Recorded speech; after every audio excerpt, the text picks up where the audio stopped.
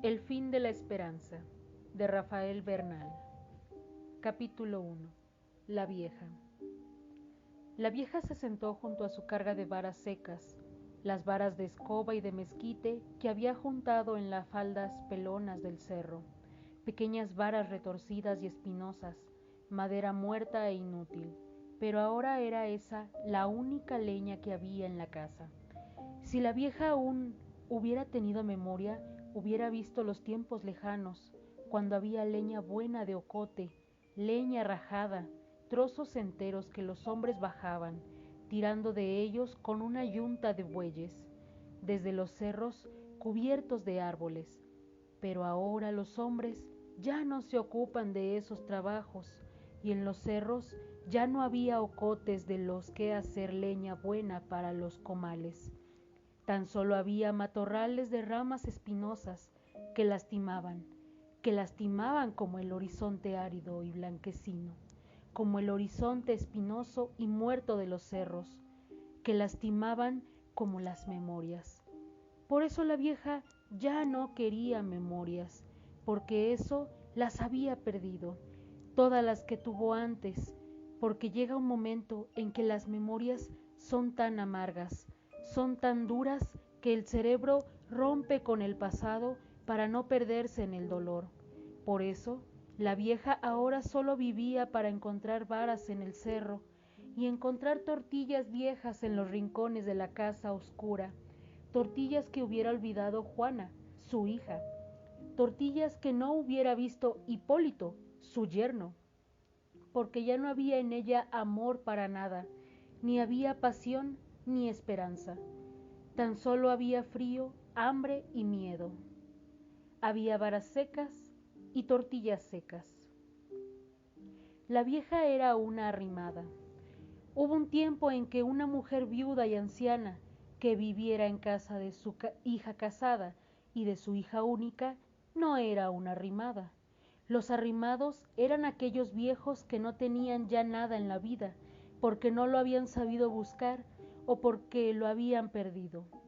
Eran esos parientes muy lejanos, esos viejos que se encontraban uno en las plazas de los pueblos y que se quedaban en alguna casa donde la caridad les abriera las puertas, porque se había acabado dentro de ellos el deseo de vagar, el deseo de andar siempre, y sus cuerpos ya gastados e inútiles buscaban el reposo como preparación para la muerte.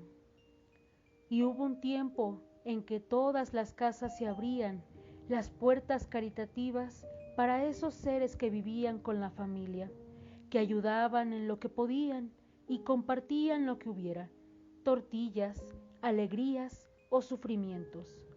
Esos eran los arrimados.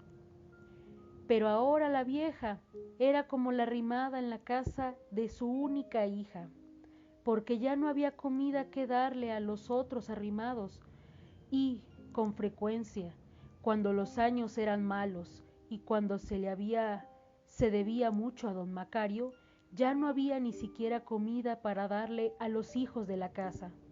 Y los hijos eran los que importaban, los hijos, la parcela y los animales para trabajar esa parcela.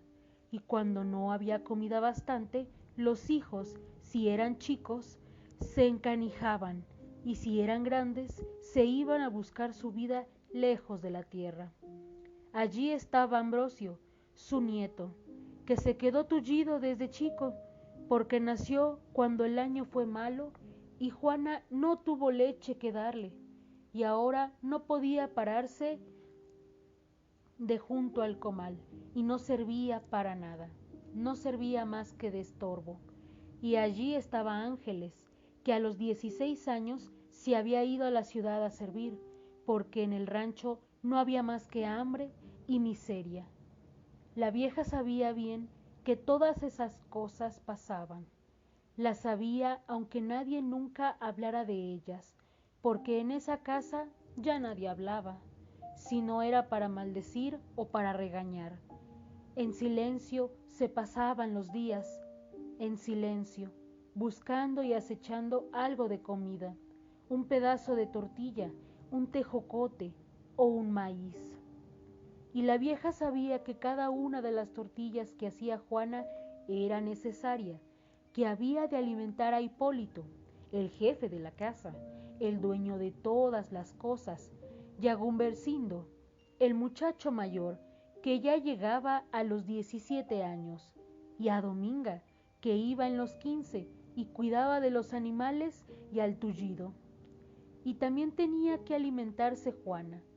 Lo que sobraba era para ella y para el perro, pero a veces tenía hambre y se robaba una tortilla y se salía y la mascaba a escondidas, donde nadie la viera, royéndola con las encías sin dientes, ablandándola con saliva para poder tragarla. Ese día el sol estaba pálido, apenas si brillaba entre las nubes leves que encapotaban el cielo. Si la vieja había atado un fardo de ramas secas, lo había atado con la coyunta con que uncía los bueyes cuando había trabajo. Pero no se animaba a echárselo a la espalda. Sabía que las varas esas lastimaban la piel, que el peso le rendía el lomo delgado y que los huesos donde sobresalían formaban llagas. Además, tenía frío y hambre. Ya siempre tenía frío, y más ahora con el aire delgado que bajaba de la sierra y se le colaba entre los jirones de ropa desgarrada. Su rebozo no era más que un trapo largo, negro y sucio. La blusa y la nagua eran tiras de tela podrida que se volaban con el viento, dejándolo ser el cuerpo arrugado y cenizo. La vieja se sentó en una piedra, junto a un haz de varas. Abajo de ella se extendía el valle de tierras secas, pero la casa de Hipólito no estaba en el valle, estaba en la falda del cerro, donde, cuando el reparto agrario le había dado su parcela, la tierra allí era pobre, tapetatosa, casi no daba maíz y no tenía agua de riego.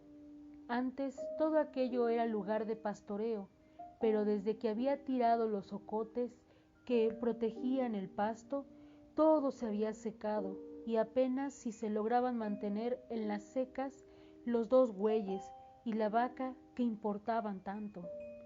Las mujeres del valle iban todos los domingos a galeras a oír misa, pero las mujeres de la casa de Hipólito ya no iban nunca. La vieja no recordaba ya desde cuándo no había ido, no recordaba ni siquiera qué día fuera domingo, y eso era malo. Ella sabía que no ir a misa los domingos era malo, pero Hipólito había dicho una vez que no importaba, y Juana nunca decía nada. Un día, hacía poco, habían pasado unos vecinos con sus trajes domingueros y preguntaron si no iban a la misa de la fiesta de la Señora del Carmen, la patrona de Galeras. La vieja había sentido unas ganas inmensas de ir, de volver a ver la plaza llena, las danzas, el mercado, las rifas, de sentarse en la rueda de mujeres y hablar teniendo junto un jarro de pulque, pero Juana no había contestado nada y los vecinos arrearon al burro que habían seguido rumbo a Galeras. Esa tarde la vieja, cuando fue a buscar las varas para la lumbre del comal, se quedó sentada un rato largo en la loma viendo hacia el valle y tratando de imaginarse la fiesta, pero ya no podía, aunque lejano y apagado le llegaba el eco de los cohetes que reventaban y veía cubrirse el cielo de nubecillas blancas, como bolas de algodón que estallaban en la altura. Sin saber exactamente por qué, esa tarde la vieja lloró. Había muchos años que no lloraba, desde la muerte de Miguel, cuando lloró a gritos en las calles de un pueblo mientras lo llevaban a fusilar, y luego cuando lloró silenciosamente en la casa oscura de un vecino caritativo, donde lo velaron después de que las autoridades entregaron el cadáver maltrecho. Esa noche de velorio la vieja no había llorado a gritos, tampoco lloró a gritos sobre el cuerpo de Eleuterio, y la tarde aquella en la fiesta tampoco lloraba a gritos. Tal vez ni siquiera se daba cuenta de que estaba llorando. Las lágrimas se le escurrían por la cara arrugada mientras veía a lo lejos la nubecilla blanca que dejaban los cohetes al estallar. Quizá lloraba por todo el pasado que no recordaba ya con exactitud, que veía apenas como si fuera algo que otras gentes le habían contado y que en el cual ella no tuviera parte. O quizá tan solo lloraba porque era malo eso de no ir a misa los domingos y el día de la fiesta de la Santa Patrona, Nuestra Señora del Carmen, sobre todo cuando se ha acostumbrado a hacerlo siempre. Cuando ha habido veces en las que uno no se ha sentido cerca de Dios, más cerca que la mayoría de los mortales. Pero tal vez lloraba porque se había entusiasmado con ir a la fiesta y no había ido, y la tenía que ver de lejos mientras cortaba varas secas que lastimaban.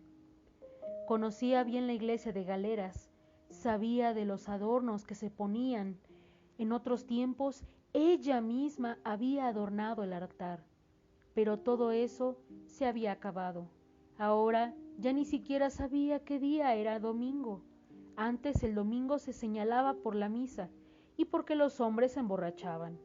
Ahora Hipólito se emborracha cualquier día de la semana, a veces diario, cuando le llegaban los 10 pesos que Ángeles mandaba cada mes desde México. Y en la choza todos los días eran iguales, tan solo había el tiempo de sembrar el maíz, el tiempo de hacer sus trabajos, el tiempo de esperar, y luego el tiempo de cosecharlo, de cosechar unas cuantas mazorcas retorcidas, don miserable de una tierra tapetosa y agotada. Pero hubo un tiempo en que la vida no era así.